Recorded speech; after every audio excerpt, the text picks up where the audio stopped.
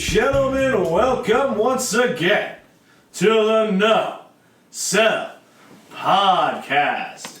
No Sell Entertainment's weekly look at all things wrestling when the podcast doesn't mysteriously disappear off the face of the earth. I don't know. I didn't work last week. Was there a podcast last week? Yep. Yeah. I was on vacation. So first things first, we have to issue a formal apology for the disappearance of last week's show. Technical things happened. It vanished. And we had a really in-depth breakdown of the pay-per-view to let you know. Basically, we got all the women's matches wrong. And everything else right. Except for, everybody who event. decided not to choose Bray, Ricky. Also, did you pick Dolph in the 2-on-1? I did. Yeah. Yeah, it was a good night for Rick.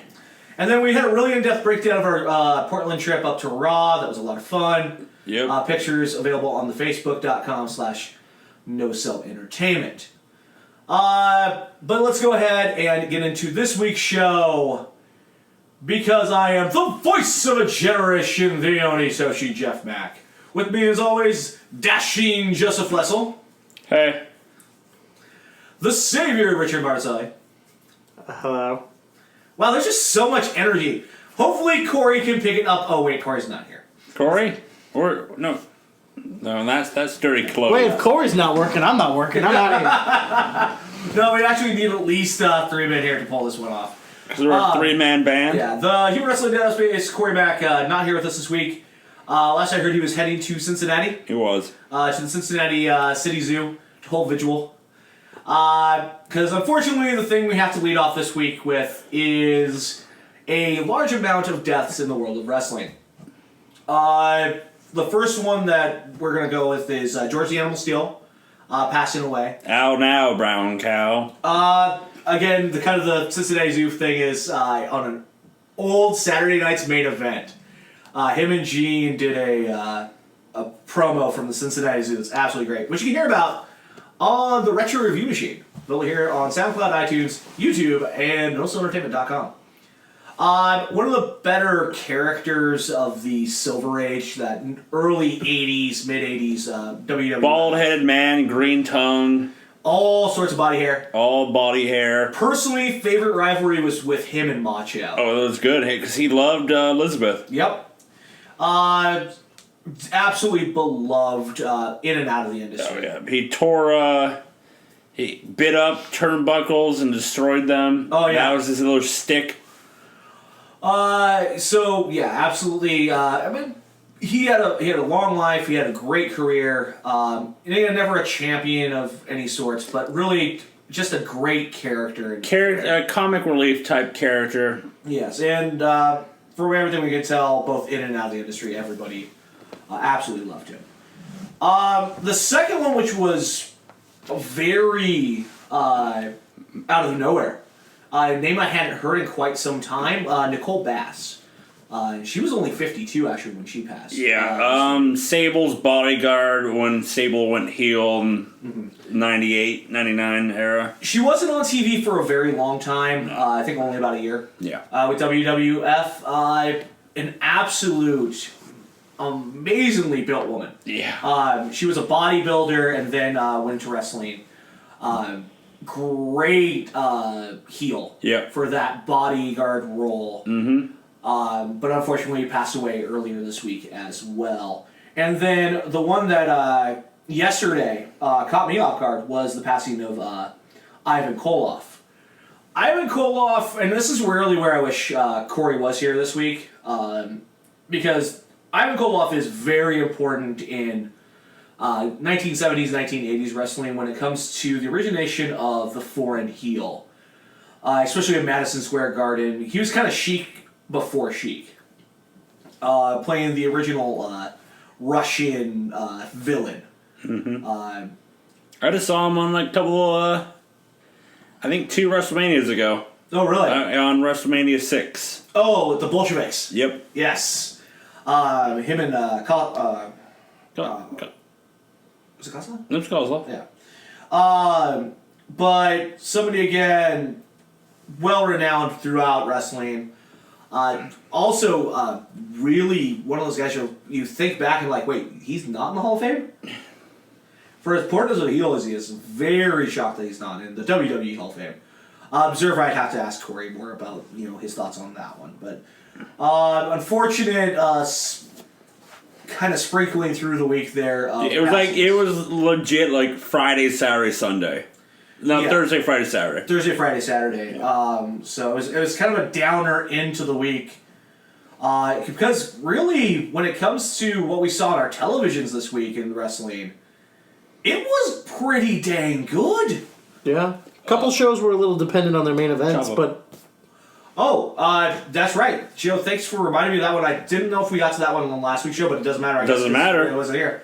Chavo Sr. passing away as well. Chavo Classic. The oldest cruiserweight champion in WWF history, one of the patriarchs of the Guerrero family, one of the most innovative wrestlers to come out of Mexico. Very much looked upon greatly by a lot of the high flyers that would make the cruiserweight division, not only now, but in the past when you look at WCW's cruiserweight division. So another very shocking passing on that one. And again, our thoughts and prayers go to the families of loved ones of the four that have passed. But let's go back to this week. Monday Night Raw. Well, it wasn't boring. No. It was a lot going on. There is one segment I will say, because we were talking about this before, and Rick, you said there wasn't any segments you absolutely hated. I will say there's one that got on my nerves. I'm going to guess it was the opening one. Yes. The whole Roman Steph thing leading to, really, let's face it, burying the tag team champions under Roman. But, see, I wouldn't say they buried him. They got to get in some good beatdown before Roman made his comeback. But even when he made his comeback, he didn't, go over the top because Braun came out. That's true. Braun saves everything. The savior of the WWE right now, Braun Strowman. Yep. Even then, I appreciate the segment because it appears to put the tag champs on the same level as Roman. I guess I just wasn't catching that personally from that. But I can see where you would also go there. And I just appreciated the fact that it wasn't them facing one mixture of Enzo and Cass or Cesaro and Sheamus. Can we just get rid of Enzo? Again, Big Cass, lots of upside. Enzo! Certified G for certified green. Cool. Okay, so he takes on Cesaro. Yep. And I feel so bad for Cesaro this match. Cesaro's talented, and the spot Jeff's getting to is Cesaro throws Enzo, and Enzo is supposed to jump over the ropes. Oh yeah, supposed to clear the ropes on one move. But Enzo runs right into the ropes, and then he flips himself over the ropes. He bounces off the rope, stops, and then flips over. Yeah. Yeah, I was talking about this with Joe earlier this week where when they first got called up, we were all afraid, they're going to break him up so early. You kind of don't care if they break him up now. You kind of almost want them to. Or, you don't have to break him up, just kind of maybe push Cass more toward the single side. Enzo they more have towards just the being a manager. I'd have no problem with that. The guy can still cut a promo. I'd almost rather... I don't know how heavy Enzo is, but I would take his promos in 205 Live to help liven up that crowd. Nah, he could get that Sin Cara, he's 205 now, guys. Yeah, that was just atrocious. But there's a point behind all of it because obviously they're building to the triple threat match at Fastlane, which I'm assuming eventually leads to a rematch triple threat at Mania or a fatal four-way at Mania with throwing the New Day in there as well. I don't think so because the triple threat fatal four-way match cards have already been exceeded by two so far. The rumors of the main event for SmackDown and the women's title. Yeah, I'm interested to see if they actually go with that direction. Yeah. But we'll get into that more when we go to SmackDown. Oh, no, and because both women's matches could be a fatal four-way at Mania, so... Yeah, I feel like you don't want to completely go over. Unless you're gonna change WrestleMania. But see, here's the to, problem: like, is that they're gonna have to get everyone on the card because one, they already have too many people for the stupid Andre the Giant Battle Royal, which at this moment it seems like Braun is going to be the clear winner in because you have nothing for one of the most up and coming people in the company on that card right now.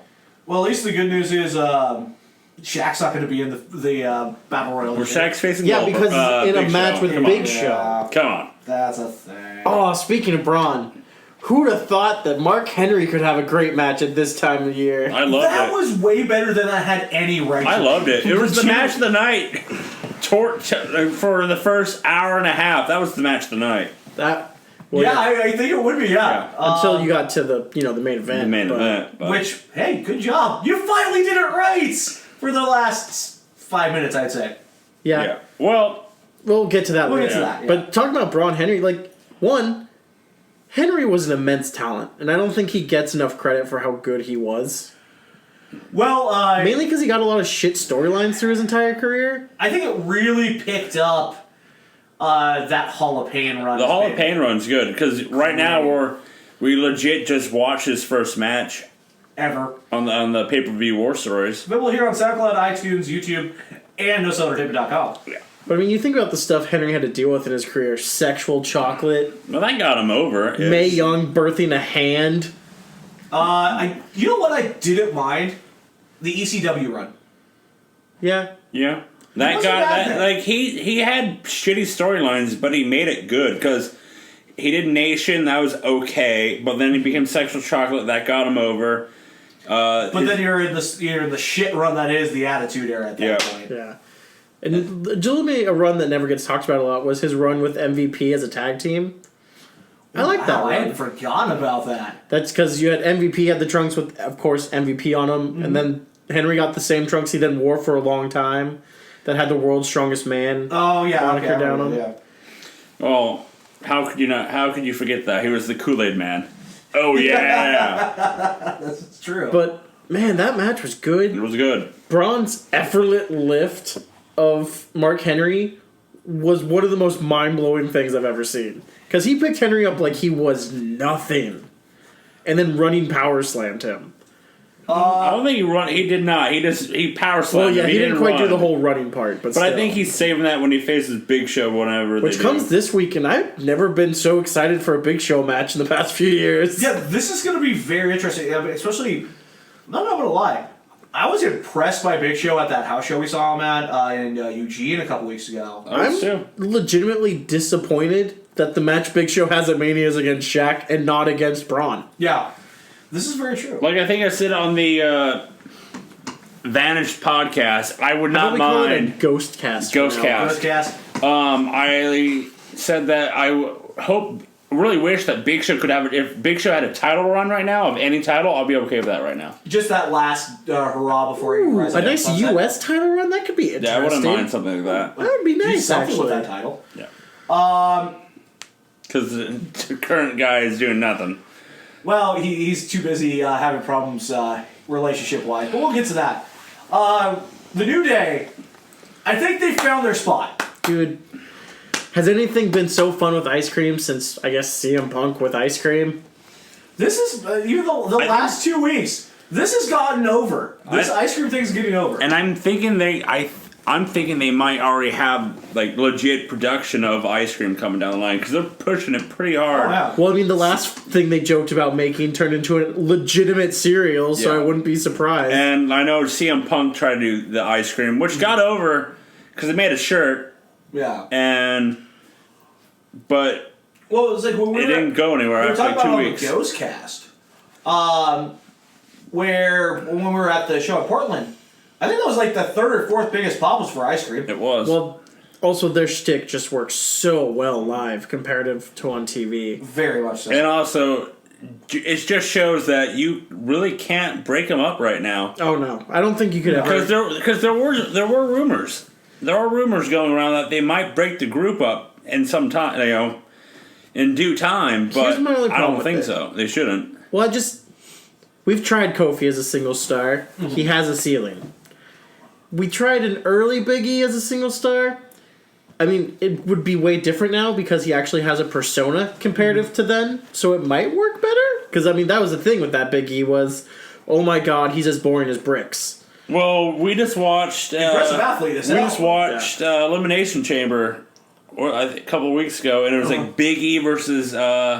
when he was the Intercontinental Champion versus that run- Jack Swagger. That run Yeah. after Ziggler. Yeah.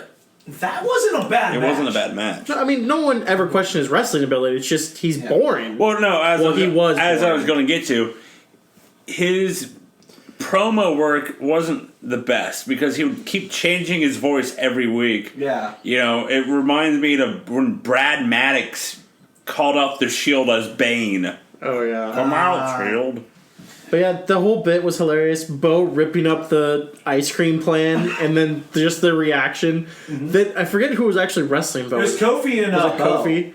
And then Kofi's reaction after he does the jump, and just looks at no. It was Also, when was the last time you seen Kofi win on an SOS? it looked like a good looking SOS. It was nice. Yeah.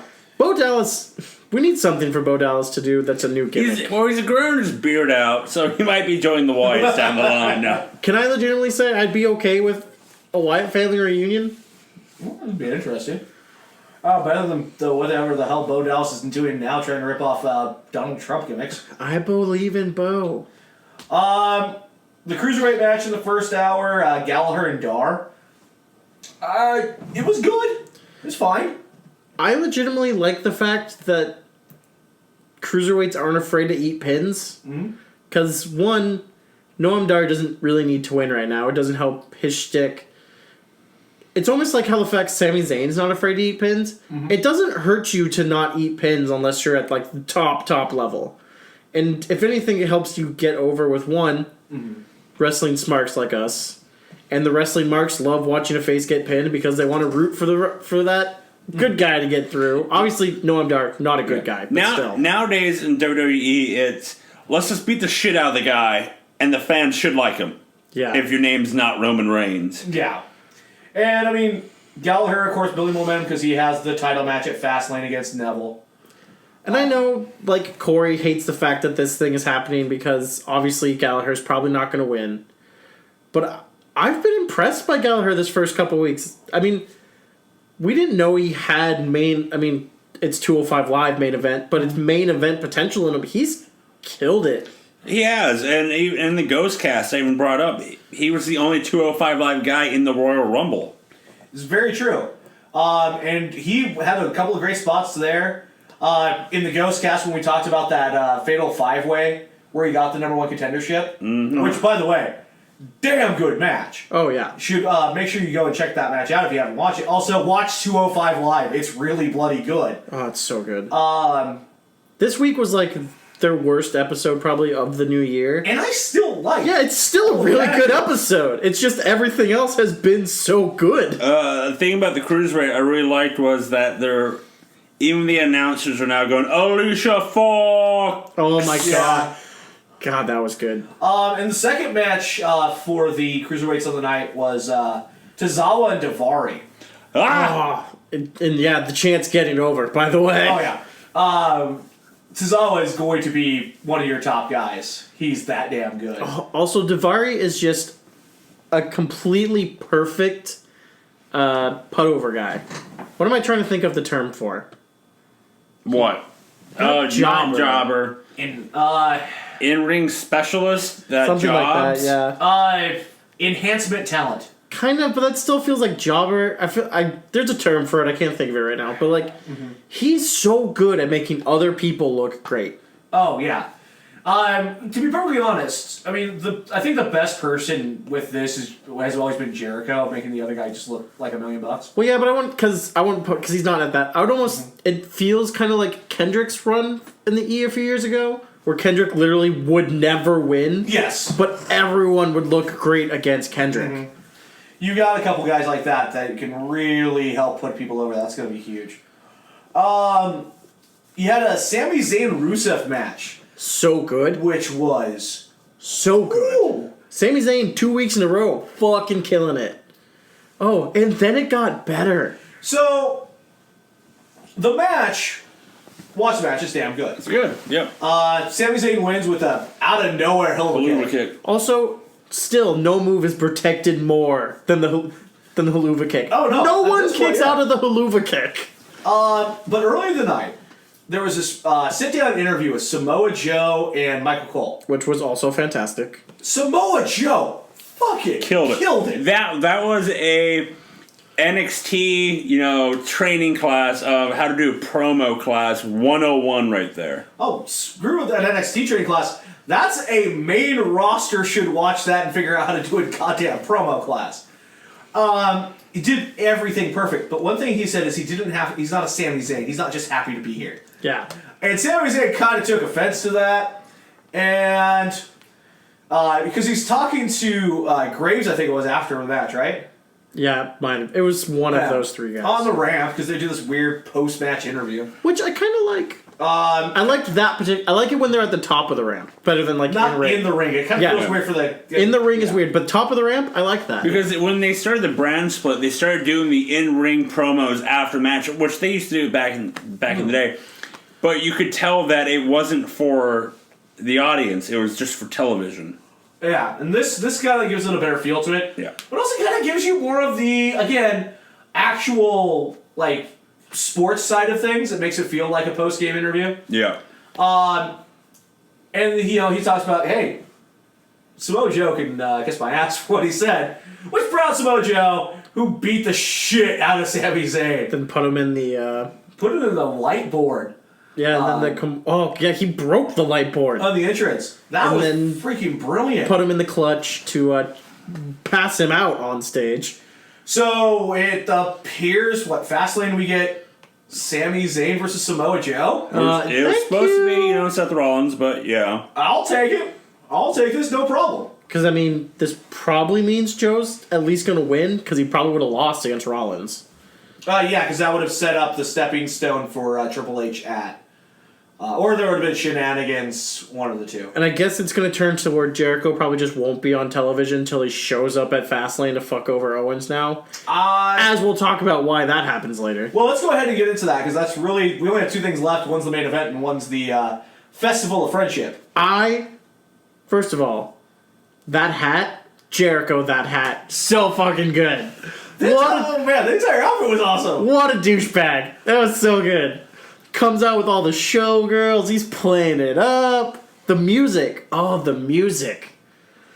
It was so freaking good. This is I set love up perfectly. I had to pick up Zen from work, but I legit kept this on my phone. I was using my data while driving, watching this because it was just pure gold. And legitimately get shit on Corey because he was totally wrong. It was great. No, this segment worked to perfection. The statue. Is the statue better or is the painting Oh, it's better? the painting. Oh, it's the painting. Because, the Guggenheim is awesome. The Guggenheim. A $7,000 Guggenheim statue of their friendship. Chris, worth every penny. Which I like the fact that they didn't make no, homoerotic.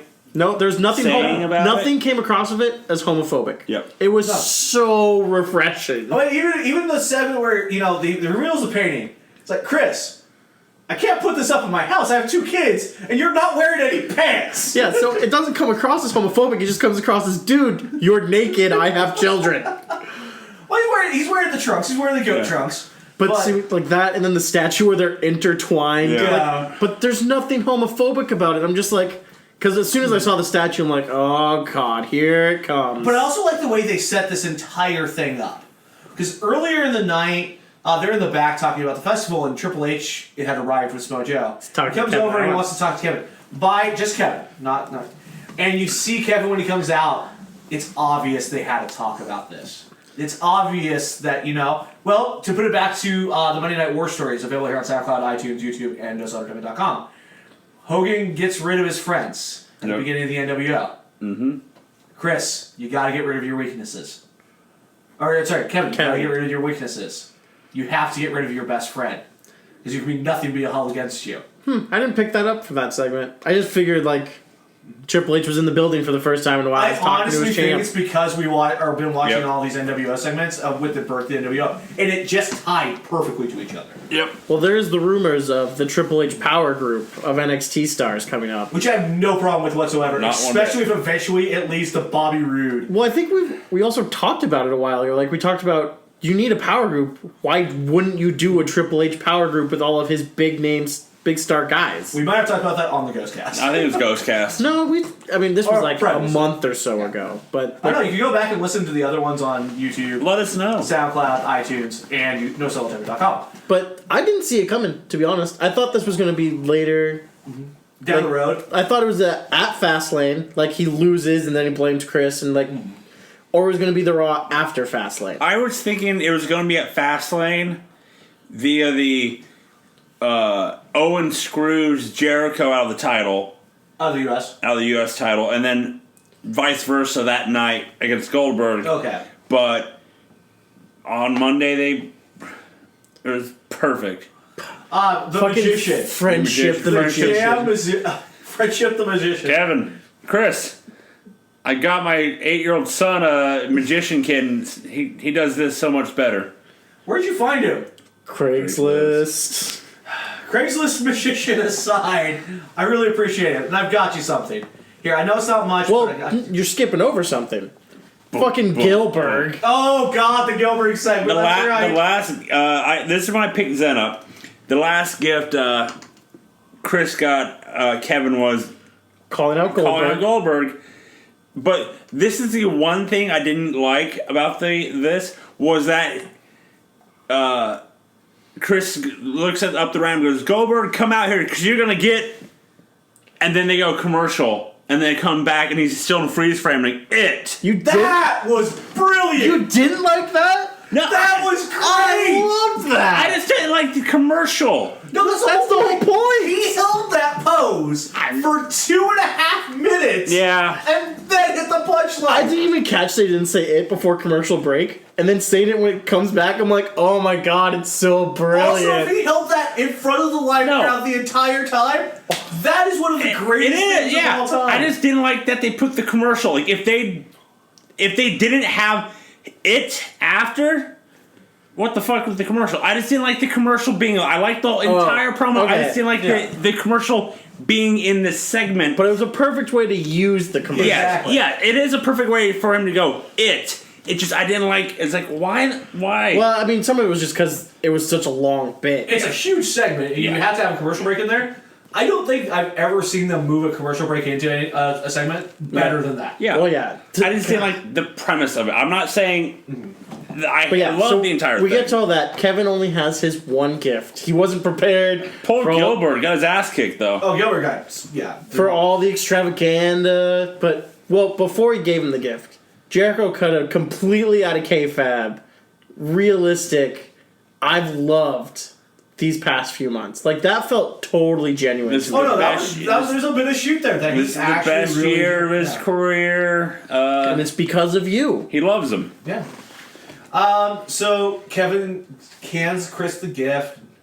Chris starts taking it out. This is shot Beautiful. perfectly. Because Kevin goes, I got you a new list. Oh, this is amazing, because your other list is full. Yeah, Jericho's like seen some the- better times. He had a couple people with it, It's old, it's rusty, and then it was just perfect.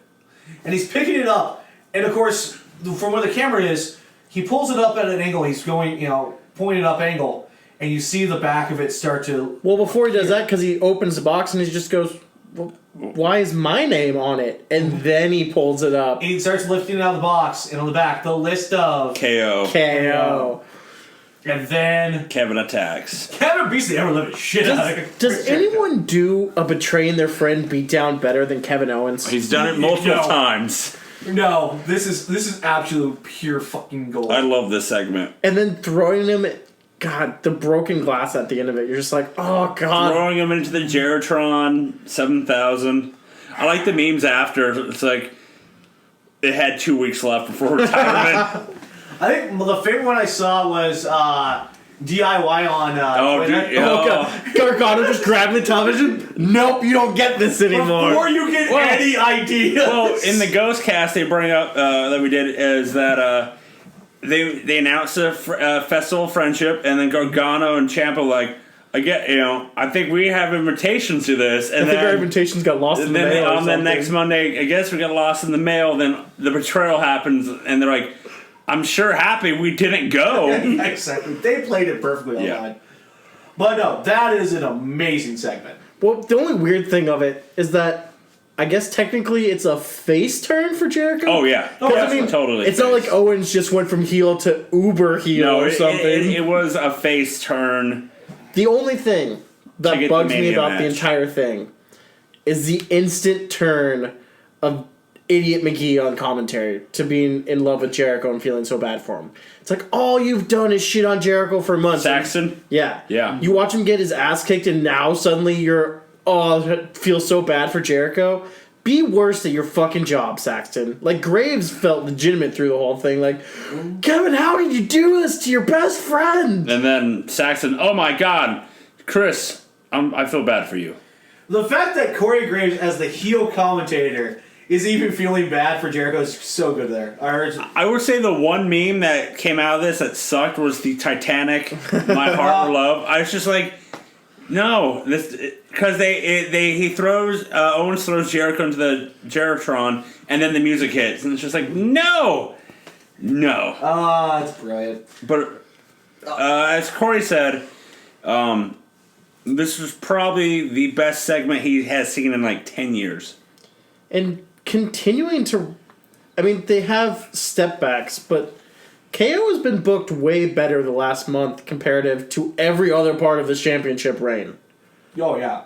Hopefully this is the upturn, even though it's the end of the title reign. Let's face it, we all pretty much are going to agree that Goldberg's winning the title at Fastlane. It's fucking But I mean, dumb. you could legitimately go back a year and say KO hasn't been booked very well the past year. Because, I mean, even a little over a year ago, he was losing to Dean Ambrose in an okay match for tables, I think. But hopefully this is the start of the Power KO and just whatever the Power NXT couples. Let's get to that for a minute. So, I think, as we just said, the rumors going around that Triple H is going to make a power group of himself, Samoa Joe, and Kevin Owens. Which, hey, I've been bitching that I want a fucking power group for a while now. And I think they should do it, and I think they could put Balor in it too. But I think they might do Balor with the club when he returns. I think Balor becomes heel. God, I just thought about fucking Kevin Owens and Samoa Joe holding the tag titles, and it'll be a 3-man power trip all over again with Vince and H and I got a little Austin. God, Triple H in that Vince role is so much better though. Yeah. Last thing, of course, to talk about from Raw is the main event. Corey called it in the Ghost Cast. God damn it, Corey! I was like, nah, dude, you're an idiot. There's no way she drops the title. So main event's Bayley versus Charlotte for the women's title. And, again, you kind of were a little concerned maybe in the opening minutes of this match. It picked up towards the end really well. Halfway through the match, I was like, hey, Bayley decided to finally show up for the main roster. Funny enough, it's the match where she wins the goddamn title. So she wins the titles, and then the first tweet I see is, congratulations, Charlotte, on winning the title back at Fastlane. But see, even then, it's a little predictable. But sometimes predictability is good. This is a continued build.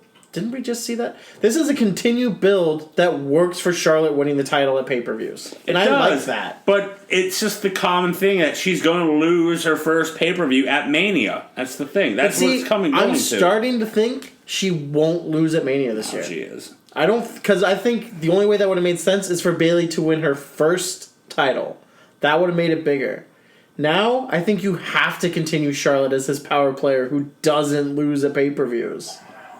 Because I don't see who you'd put the title on to have it be a big enough moment. I kind of agree with you on that, because if anything, I think it kind of takes away from what that WrestleMania moment would have been. Yeah, it does. It does. Like, I don't know. But it's also dumb. The way they work the ending of it, obviously, is the motion towards what you're going to get. The triple threat Mabel. Maybe favorable for This is the only thing about the match that bugged me. Why the fuck is Dana Brooke showing up? She hasn't. That was the thing, and I wanted to bring She that has up. been involved with fucking Charlotte for months now on actual television. She comes down to be to do the distraction. I'm like, the fuck? Once a lackey, always a lackey. Didn't Charlotte turn on Dana? Kind of, but Yeah, then they never but finished that They never finished it storyline. off. But they, I think she turned on her, and then they like let it go, and then And then she just kept helping her at house shows. yeah, and So then no one she's still- forgot. Then everybody forgot. But like, so. why wouldn't you have Nia come down? I was thinking Nia because you of could the at least Fatal 4-Way. You could at least sell it because Nia's still pissed at Bailey for all the opportunities that Bailey's fucked Nia. And- Charlotte helped Nia win the week before on Raw. And Sasha came out and hit Charlotte in the boob, which I thought. So hard. She hit her. Why does she hate Charlotte's boobs? She hits doesn't- Charlotte in the she boobs doesn't all the know how to use a time. crutch. But it's not even because like she'll go for like chest slaps and get all tits. It's like, Yes. what are you doing? She loves to hit her some titties. But obviously the crutch to the tits sets up the Bailey to belly. 1, 2, 3. Your winner and the new Raw Women's Champion Bailey.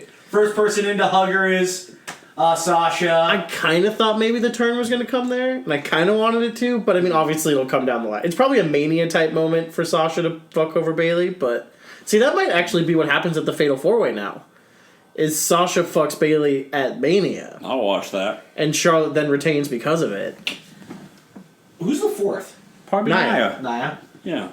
Because you need to do something with Nia. You have 6 weeks till Mania, so that you're gonna do Put the something. belts on Nia at Mania? Yeah. No, because you can't have Charlotte drop it. Well, if you're going to have her drop it, if you're going to have her do that, Nia would be the better pick, yes. because now you've got a absolute beast Actually, as the champion. It's the best way to do it because that would be the bigger moment because that would be her first title win. And you'll have it as Bailey's got a really good chance at the end.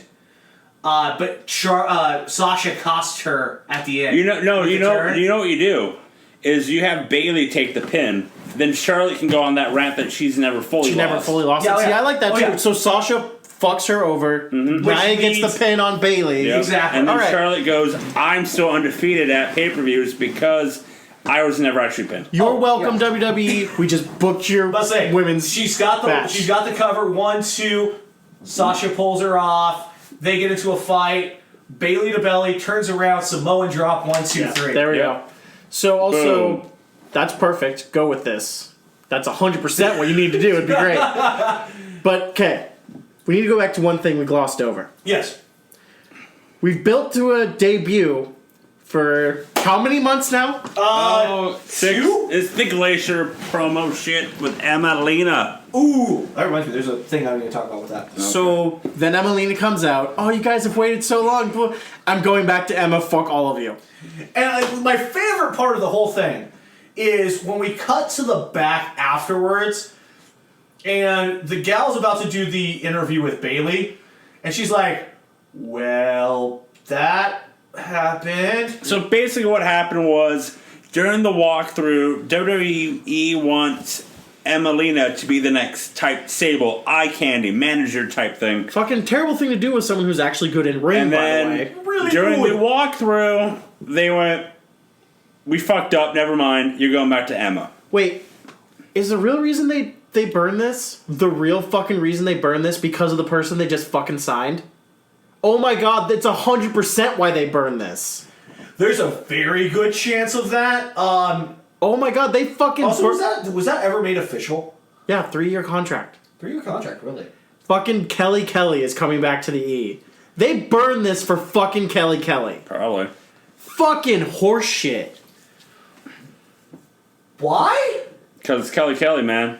Okay, now Holla, holla. allow me to make a statement here.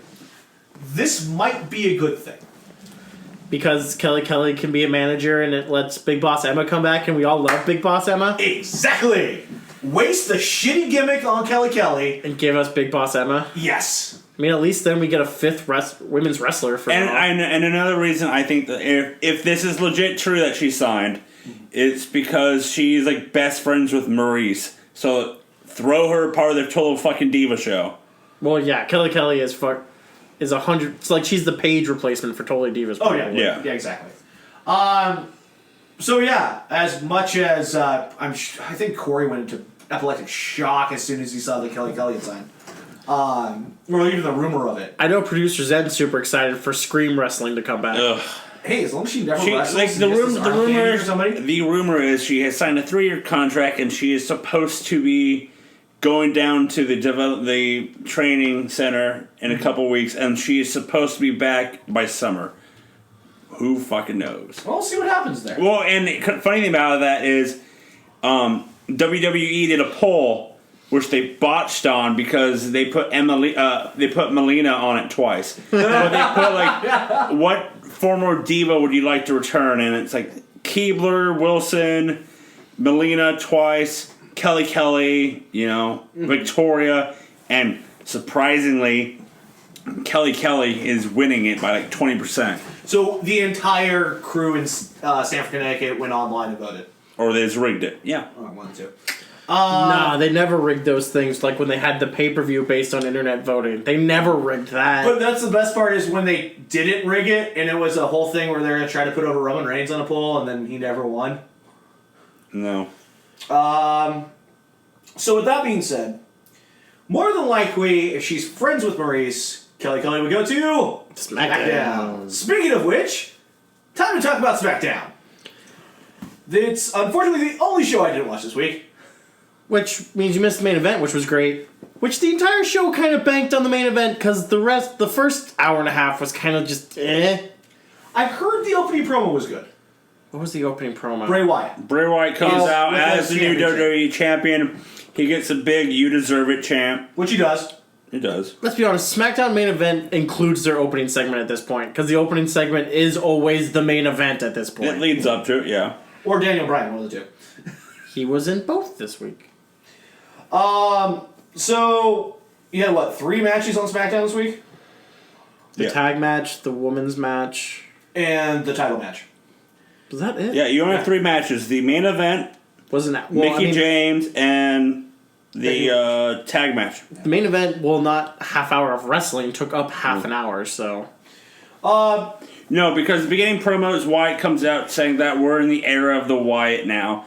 John Cena comes out to say, hey, we have a main event, your run is already going to be over tonight because it's going to be us. AJ comes out and goes, I'm the champ that never really lost. Oh, and then Dan Bryan comes out and goes, hey, let's make this a hey, players, match. let's make this a triple threat match. Holla, holla, holla. Speaking of which, we didn't talk about it because of Ghostcast, but he's going to the Hall of Fame. Teddy Long. Teddy Long. Well deserved. Yeah. He had a longer, not only as general manager, but as manager. Even a ref. Yep. He did a lot. Yeah. Very, very happy to see him going in. I mean, and to be honest, I'd rather see him GMing Raw right now than what actually. No, don't worry. running Rumor is SmackDown after. Rumor.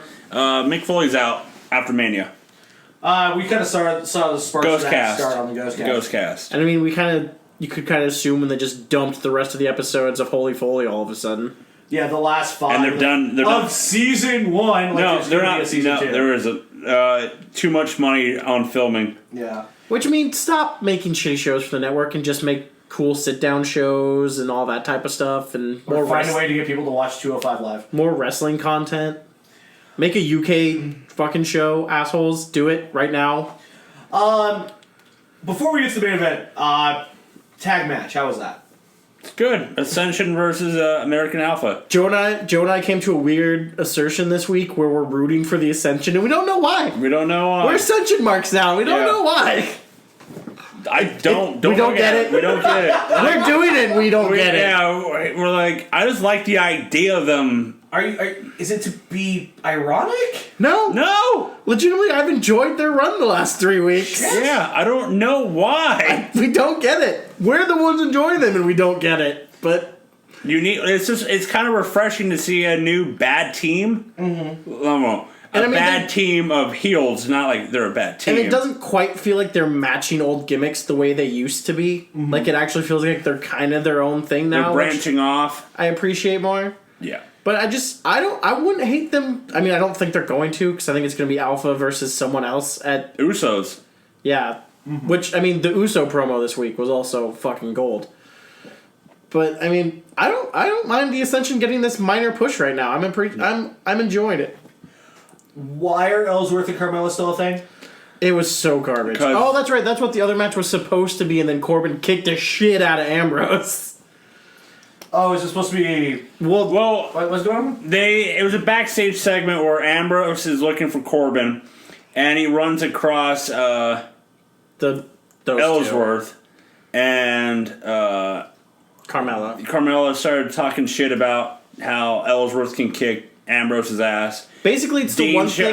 Dan Bryan shows up. It's like, oh, you guys have unfinished business. It's the one thing that they could go to, which I will stop hating the Carmella Ellsworth thing, is if the entire thing is setting up Carmella getting Ellsworth's ass kicked week to week. Yeah. So then Dan Bryan shows up. Hey, you guys have unfinished business. Let's just put you guys in a match. And then Ellsworth comes out, and then we're supposed to get Ambrose music hits, but he's being dragged out by Corbin. Who then throws him through a table. For some reason, sparks fly. His foot hit a TV plug, and it blew up a shit. TV. Yeah. Well, that's what they called That's it, but it was what they call obviously it, just yeah. a set A fire spark, yeah. and he hit a table.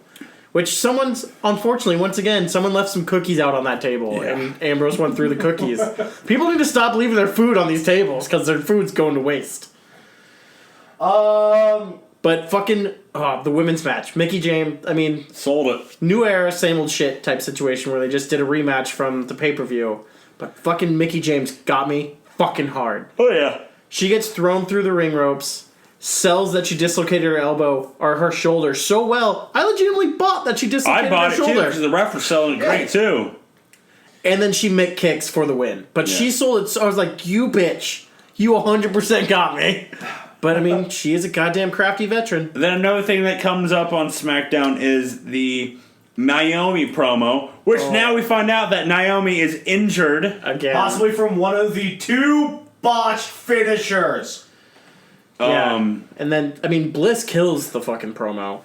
So they say that this upcoming Tuesday is there's going to be 2 women's matches because we bypassed the whole Nikki Bella and Natty segment again. Because once again, we go from their good in-ring work from pay-per-view to their shit promo work, which is garbage. So their shit promo work has now made this upcoming Tuesday a Falls Count Anywhere match between Nikki and Natty. Which is probably going to be shit. And- We also had the start of...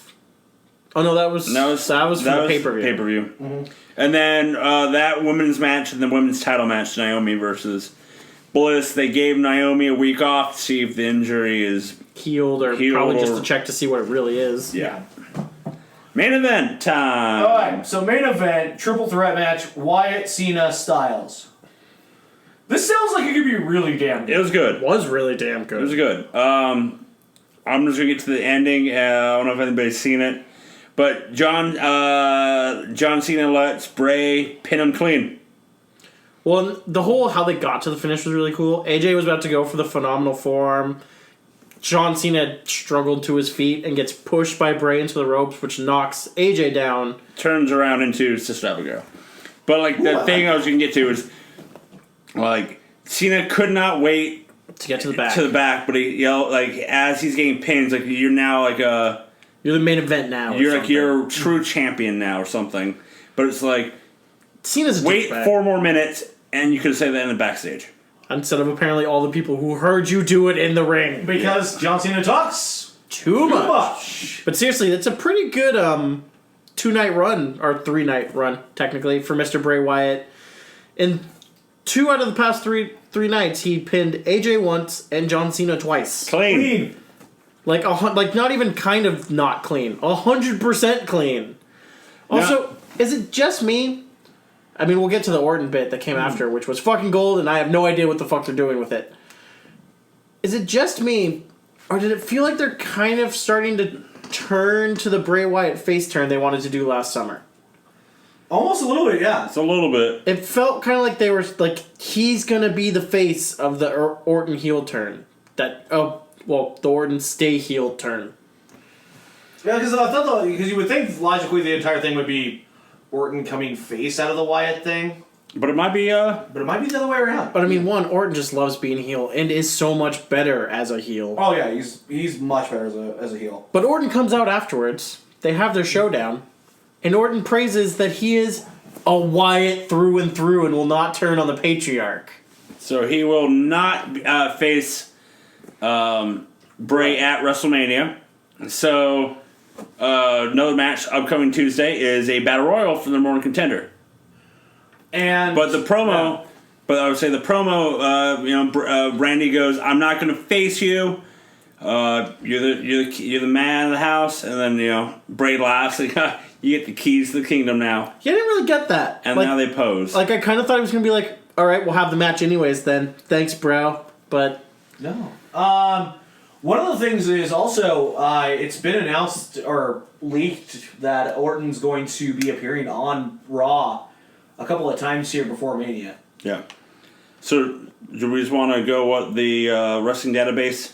So let's go. So what has the database said? So the database, Corey believes the storyline is going to be that Randy is going to be showing up on Raw a couple times to tease that he will face Goldberg at Mania.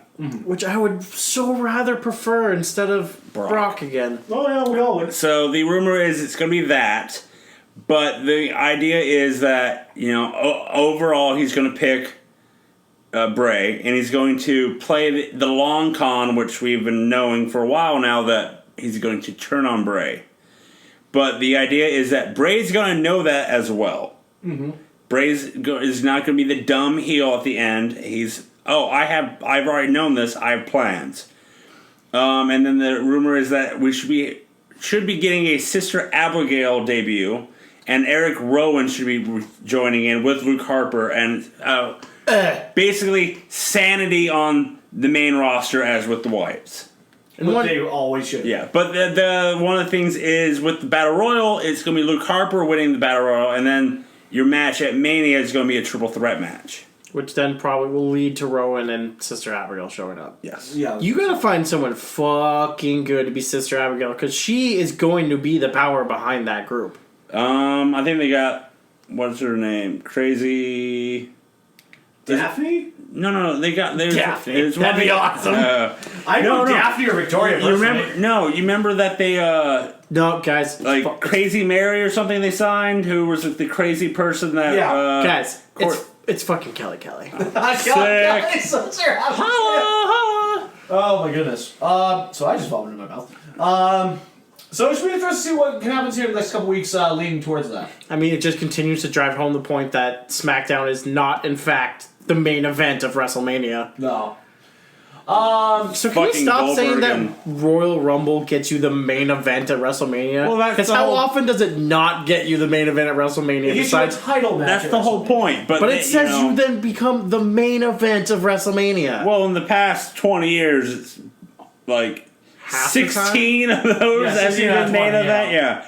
But I feel like it's fewer than that. I feel like a lot of the times now. it could be, but I don't know. So, of course, SmackDown being over. You gotta turn over the network for 205 Live, which more of you should do. And stop chanting things that don't have to do with the wrestlers in the ring, you assholes. 3 good matches this time. Yeah, that was. Swan versus Dar. Oh, that was so Swan good. coming back from injury. Good to see him back. I dedicate this match to Alicia Fox. And I love what Corey Graves says. Oh no, it was Austin Aries. Mm-hmm. One of those two. It was one of the heroes. When they go, he dedicates this to Alicia Fox. They go, she does what now?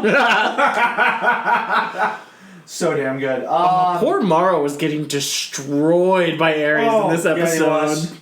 But no, it was a damn good match. Great work from both. It was probably my favorite match of 205 Live this week. I'll say the second rope Phoenix splash by fucking Swan. Yeah. That was pretty. The only thing that worried me is that is he not doing a standing 450 anymore?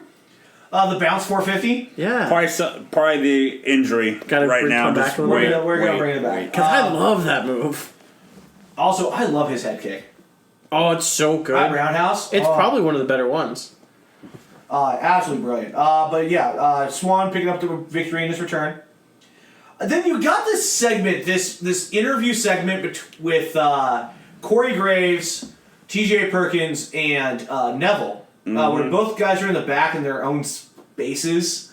Well, And- their own spaces. Yeah. They're in the same room. Yeah, same room. And it's kind of it's a weird segment. I to like start. Yeah. It's like they didn't have the timing down at the beginning. TJP had some sick burns. But I say he did go savage on Neville. Where Oh, were you when before I got there? You had glass ankles, and were you even on Raw? All very true. This is very true. Were you even on Raw before I made the cruiserweights famous? Yep.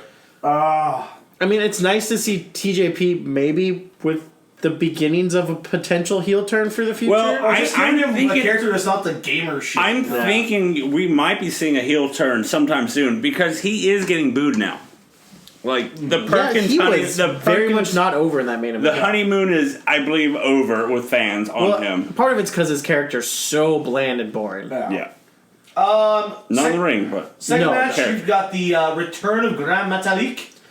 His 205 live debut, I guess. Yep. Was he not on one of the first episodes? I think he was on Raw. Yeah, he was on a Raw. Oh, that's right, he was on Raw. But he disappeared before 205 Live Finished started. his tour dates. Taking on Drew Gulak. This was a fun match for me. A As that, little rough for Mr. Grand Metalik in his return to television, A though. little bit of a slip there on the ropes. as Zen says, Drew Gulak, the jobber of 205 Live. But he, just like Daivari, does a great fucking job of making people look good. Because one, the most fuck up Metalik has, Gulak saves it by just fucking dumping him for it. Like, that's always what I appreciate. It's not when you fuck up that you then continue to do the move. Yeah. You move on. The springboard crossbody into the kick. Oh, that was vicious. My favorite thing, though, was when he went through, like, 17 different moves to then set up an arm drag. And Austin Aries goes, that was a lot of work for an arm drag. This is very true. Gulak, that gory special he put on that one point. Well, that was a shout out to Mr. Chavo Sr. Yes, it Chavo was. Classic. Eventually, though, he hit the middle league driver. Which he hit it flatter than he did in all his CWC. All CWC was usually a shoulder move. This one was just a full flip on the back. So I don't know if they're trying to water it down to make it a little bit safer. Well, one of the problems they had was it's a little too close to the head, and B, he was running out of space, and they kept on hitting him in the mask, and his mask would fall off. Yeah, he lost his mask once or twice during the CWC. So by doing that a little bit flatter, I think that helps that move. It takes away some of the impact, though. Doesn't I think- make it quite as good. I also think he cut his hair. Oh, yeah, he definitely cut his hair. Yeah. His mask was way tighter. He also, put a weird, fireman's carry spin into it, which was Yeah. different, but whatever. But hey, good to see him on the show.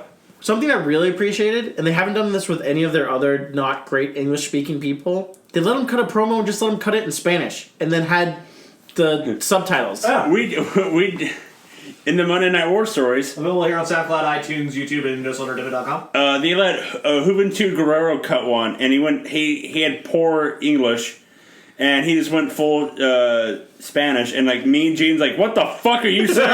Also, the problem is they're doing it in ring in Alabama. in Alabama. Oh, yeah, that would go- He got booed hard, but Mean James was like, did he order some tacos? I don't know. Jeez. Back to you, Tony. It's like, But see, the promo, I loved it, because one, he came across as very articulate, and it was a good promo cut. I'm like, do this with more of your non-English speakers. This works.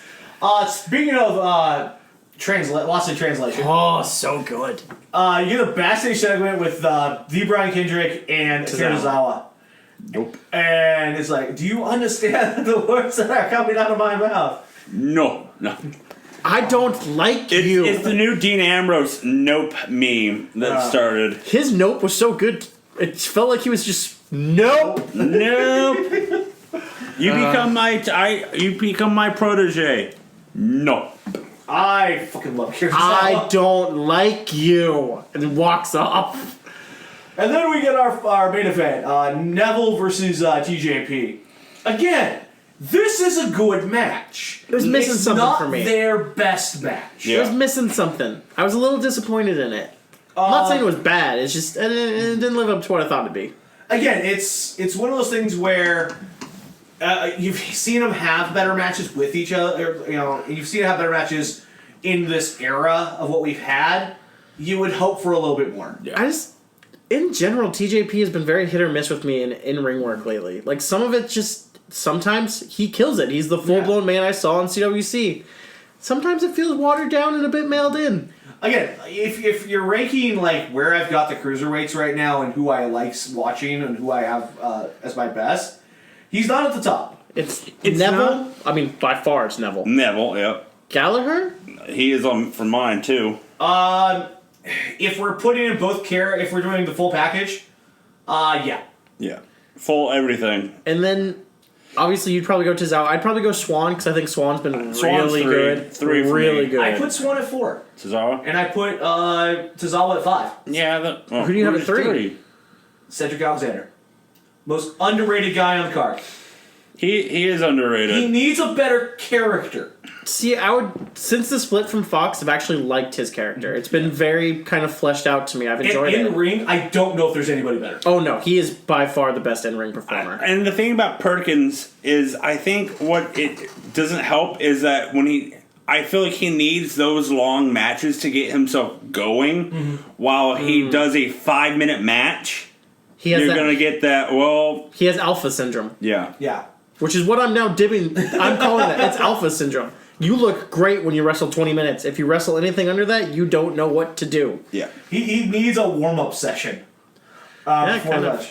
But Neville wins with just that hellacious fucking submission move. Oh, the fact that he was going to put it in, doesn't get it in, works the arm to then put it in.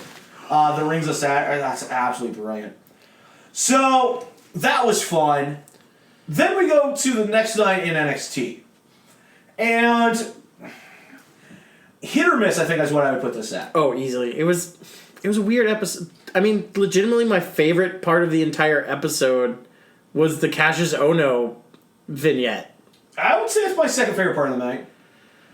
Because, okay, so the first part you just get a Authors of Pain squash from jobbers. God, I do love their finishing moves, though. I've come around on the double, hit each other in the air. Oh, the Super Collider? I've come around on that. It was but they've also cleaned it up a lot to where it looks way more powerful. Well, once they injured the jobber, they need to clean that up. Yeah. You had the women's tag match, Peyton Royce and Billie Kay Blech. versus Liv Morgan and Ember Moon. Which is, we thought it was either going to be Aaliyah or Ember Moon, so. Ends up being Ember Moon, who has actually no outcome in the finish, or has any part of the finish, which also, correct me if I'm wrong. It's her first loss. It's her first loss is in a tag team match in where she's not involved in the finish. So they won't ever count. It's kind of like how they still say Asuka's never lost, even though she was involved in a battle royal in which she did not win. Yes. So they'll just say Ember Moon's never lost in a singles match. Yeah, exactly.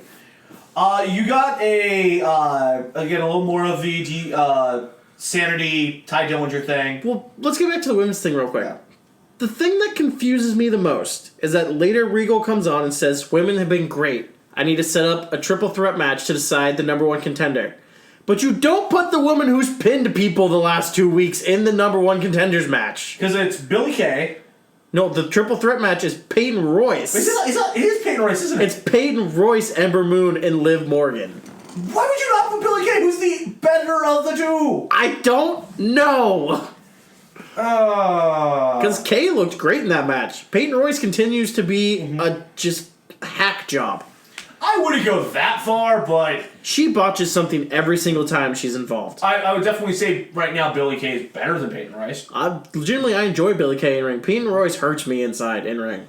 Also, she wrestles with a goddamn belly ring. It's gonna get ripped out one day, and it's gonna be gross. It's like CM Punk's tongue piercing or lip piercing. Yeah, which always bled. But here's the thing. So if you would have had, so you have Ember Moon, legit, and then you have, okay, it's not Billie Kay, it's Peyton Royce. I can live with that. If it's not Ember Moon winning this match, which then leads to a Liv Morgan? yeah.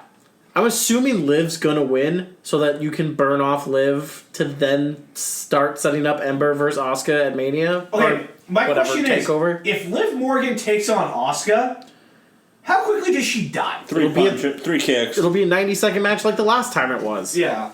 I mean, yeah, that's not good. Liv just needs to get called up and play whatever bit role she's going to be for the next 5 years, because she's never going to be more than a bit player. This is true.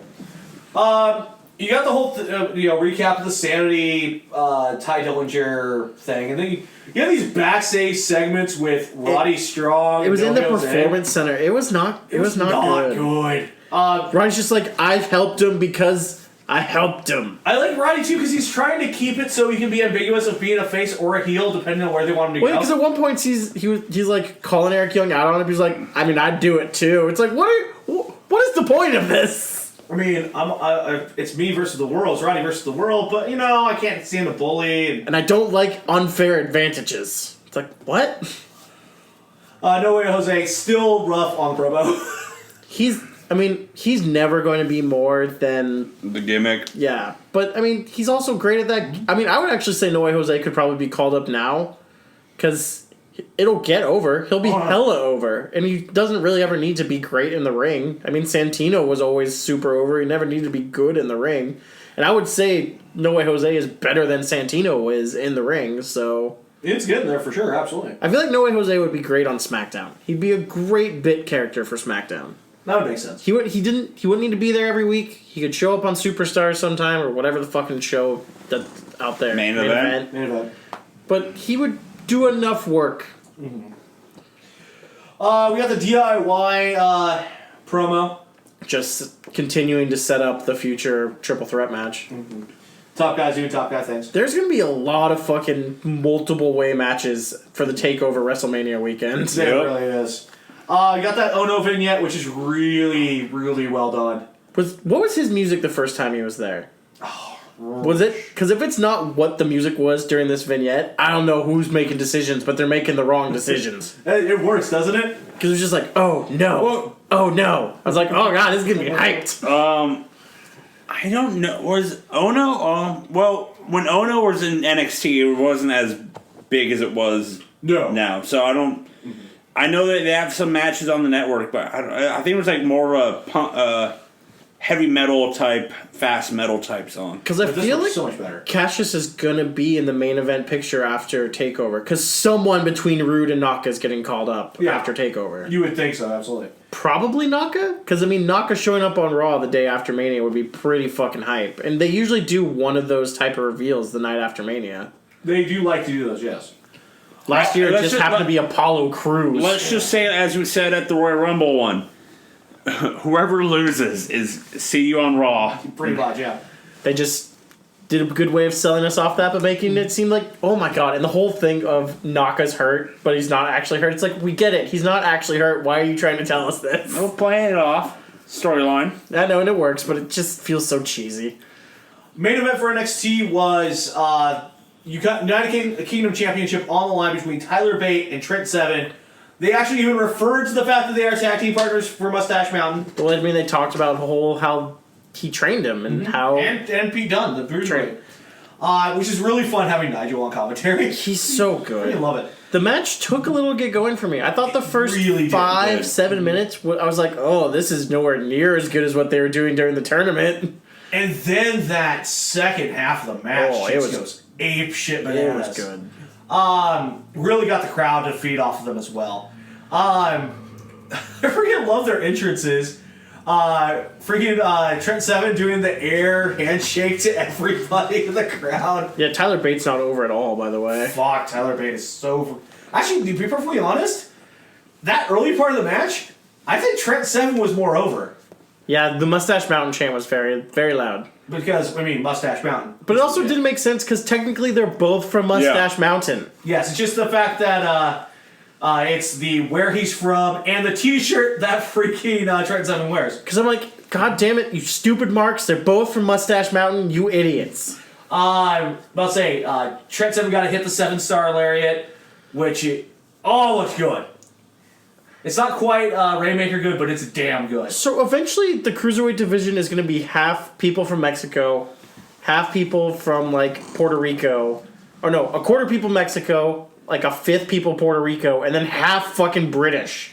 With a sprinkling of Japanese. Yeah. And then, like, 1 or 2 guys from LA. Yes.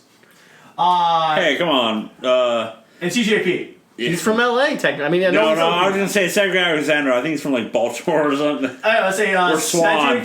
Cedric's from Charlotte. Yeah. And Swanee's from Baltimore. That's right, because he's from Queen City, just Yes. like Charlotte. Do we need a Queen City? There's a lot of them because like Couple- Charlotte posts pictures of her working out like on the off days, and she's always running it because I think Apollo Crews is from Queen City, so Yeah. she runs into him at the gym all the time. It's fucking amazing. Like, man, we need to move to the Queen City. So that was a good. Oh, by the way, Tyler Driver 97, 1, 2, 3. Your winner and still the champion. It was Tyler. good. It still probably would barely break my top 5 for the entire UK tournament, but I mean, they were all so on during the UK The tournament was so amazing. Like, they were just so hyped for that whole thing that they were just locked in. And this is probably not the last you're going to see of the British wrestlers in this era of tapings for NXT either. Actually, Well, no, they already in fact. announced one.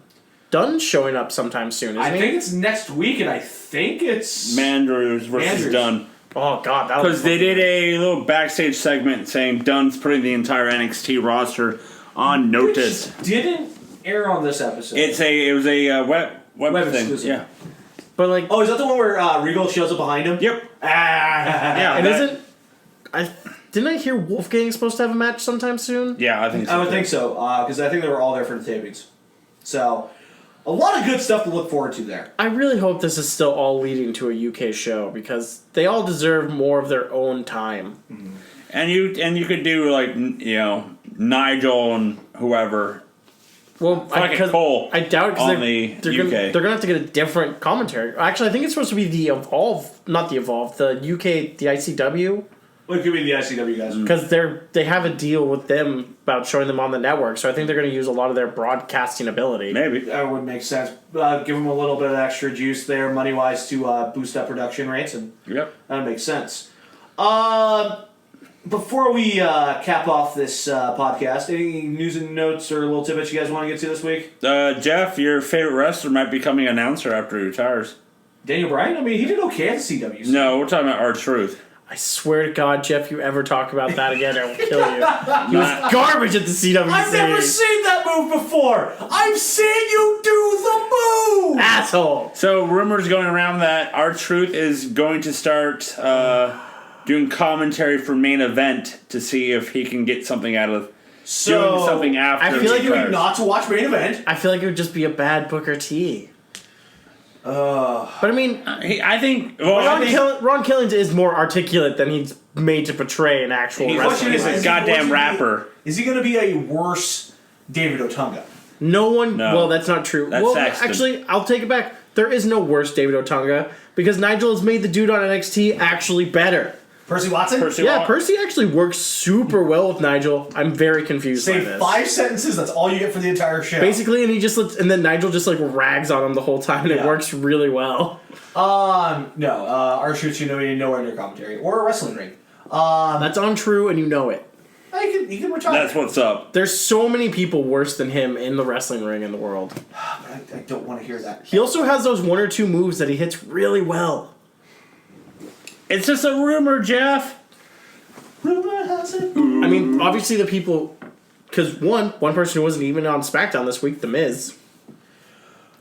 Yeah, that's kind of surprising. I want to see what's going on with that. I would assume it's to lead up, because I legitimately thought he was going to come out and fuck Cena over, and that was going to be the next step in the whole Cena Maurice build. But You know who also was on SmackDown? Jack Swagger. No, he was not. you mean the only man from the SmackDown roster that wasn't on the pay per view? Yeah. Poor Ouch. Jack. He can't even be cut. He just signed a new contract. He's working that new bodysuit, man. He's trying to get worked in there. He's SmackDown's Mark Henry or Kane or And- Big Show. The one other piece of news I have for this week, it has been made official. We are going to get Kazuchika Okada versus Tiger Mask W at Who the Japan cares? Cup. Who cares? Are you fucking kidding me? Dude, you get Okada and Ibushi. No. You It's like Tiger Mask. Tiger Mask W.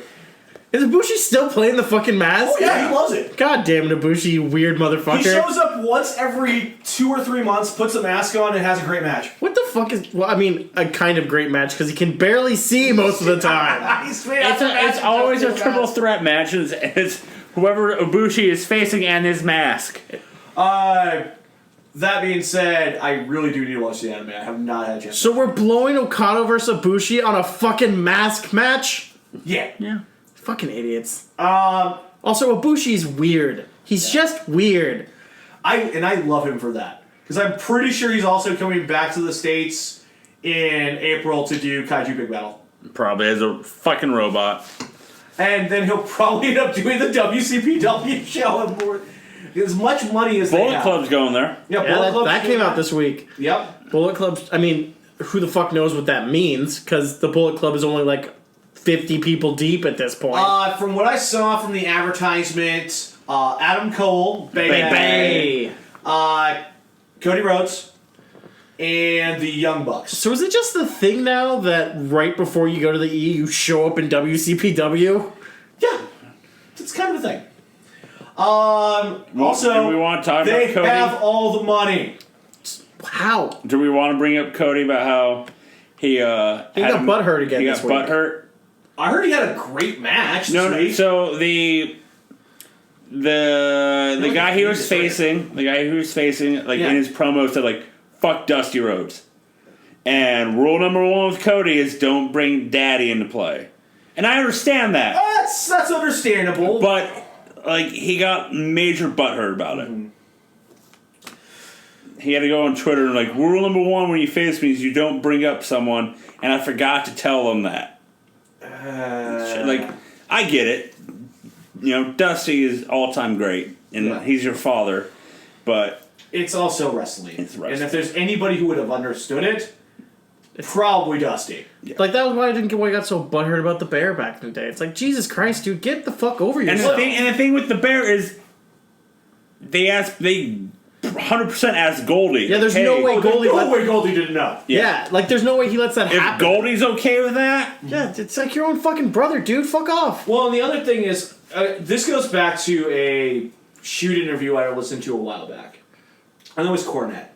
Talking about when they used Paul Bear after he passed with the urn and into the Punk Taker storyline for Mania. Mm-hmm. It was like, and everybody got butthurt online about them bringing that up as part of the storyline. It's like, there's nobody on earth who would have been happier with that than Percy. yeah, and I guarantee you, they went to the family, said, "Hey, we're gonna use your father in this this run, and we have the okay from Taker himself." Oh, if anybody talked to the family, it was probably goddamn Taker. Yeah. And you know why they go to the family about all this shit now? It's because they don't want to get into the fucking shit they got into when Owen Hart died and they tried to use his likeness, and the family was like, the fuck you And are? we're still dealing with that to this day. Oh, and it's still the reason why Owen's not in the Hall of Fame. Yeah, and his wife. Yeah.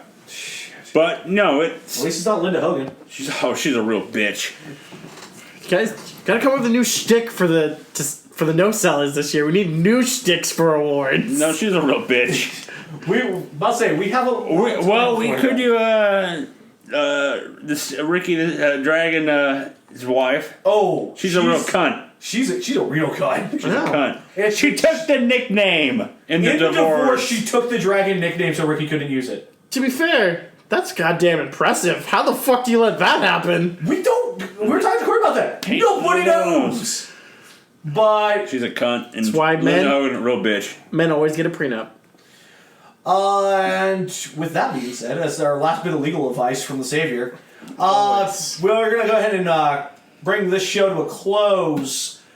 Now, for the rest of the week in No Cell, we have the Monday Night War Stories. Yep. Last week, this time of September, I think it's the 30th of September. Yep. 2 days after my birthday that year, so yeah. There you go. So we have WCW coming back from the Japan tour. So what will happen as they confront the NWO's beat down from the week before? I watched both Raw and Nitro already, and it's just weird. It's weird. We'll leave it off at that because also you have WWE second night in Hershey. Yeah. Leading into Buried Alive. Yeah. This should be fun. You can say that. You can say that. And as for the queue this week, coming off of the epic 40th episode. People, go back and listen to episode 40. It's Dragon Ball Evolution. By the way, 2 correction notes I want to make from that podcast. Okay. He learns the Kamehameha Wave in episode 8, not episode 10. Yep.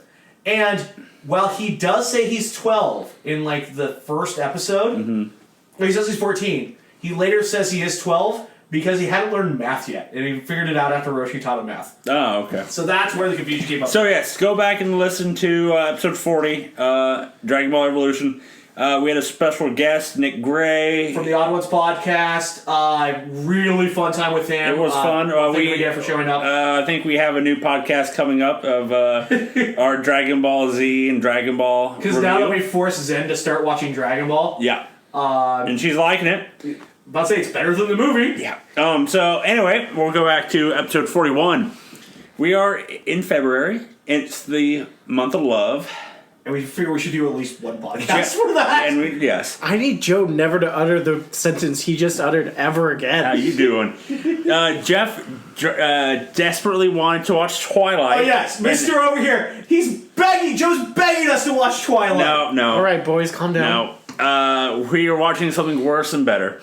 This upcoming queue for 41. We are watching The Love Guru. Oh God. The Mike Myers and his crew. I'm about to say the Toronto Maple Leafs. Vern Troyer. Justin Timberlake with a Russian accent. Jessica Alba. John Oliver. I honestly, Flashing Tonight. I watched it and I have forgot it already. Like I watched it 6 years ago when it came out. I Redboxed it, and it was one of those movies at the time that it was just in the background. It's basically a poor man's version of Austin Powers as he tries to have 30 different characters that he is. I don't know if there's a Mike Myers movie I've ever heard of that's been panned as much by people I've talked to. Cat in the Hat. Ooh, we might have to do Those two. Well, Dr. Seuss's wife won't let them do live action movies anymore because of that movie. So that's true. So a lot of fun this week to look forward to. how do you guys not do What Women Want? Mel Gibson reading women's minds? Come on, pure gold. I think that actually might have too good of reviews. Hey, Mel Gibson. It's what women want. Come on, sugar tits. And of course, you'll be able to hear all these shows on SoundCloud, on iTunes, on YouTube, and you can find them all on NoCellEntertainment.com. You can rate, subscribe, follow, review, tell everyone you know about No Cell Entertainment. You can also follow us online on Twitter at NoCellENT, Instagram at NoCellENT, Snapchat NoCellPodcast, Facebook.com/NoCellEntertainment. You can email us contact us at NoCellEntertainment.com. All of these are on the contact page on NoCellEntertainment.com. Yeah, go to that so we can stop listening to Jeff for so long. You mean at NoCellEntertainment.com. Yes. You can also follow us individually on the Twitter. Joe? At the Dasheen. Guys, do you get it? Do you get it? Do you get it? I don't think so. And what about your better half? At Producer Zen. Is it not me? Oh, Really? at Richard, Nope. NES_Richard. There you go. It is at NES_Richard. He's Very right. Well done. And of course, you can always follow me at the Mac THEMAACK. And you can follow Corey at. I forgot it. That cake. That cake. Kayfabe Yeah. guy. Best is always at that kayfabe guy. For all your wrestling knowledge needs. And with that being said, for producer Zen, for the dashing Joseph Lessel, for the savior Richard Marticelli, for the human wrestling database Corey Mack, should he return. For the wonderful people at Madison Square Garden in 1997. Corey is slowly becoming the Goldberg to my Brock Lesnar. Ouch. Yeah, ouch. But it means we fucking get cells. We don't actually get cells. They just pay us too much money. That's why we Hey, know happy so. retirement, Brock. I heard about that. He retired from the UFC officially. Well, they fucking. Did you guys know they drug test? Didn't know about that. Did not know Fucking that. rough. Luckily, they don't drug test on the show. Oh, wait. Ricky, Yeah, you got we need popped. to talk about something after the show. God damn it! Not again. You got popped. I am the Onitoshi Jeff Mack. Good night.